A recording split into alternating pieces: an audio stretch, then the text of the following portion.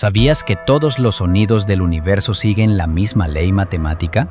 Cada vez que algo vibra, una cuerda, tu voz o una molécula, no produce una sola nota, sino muchas, una frecuencia principal y sus armónicos.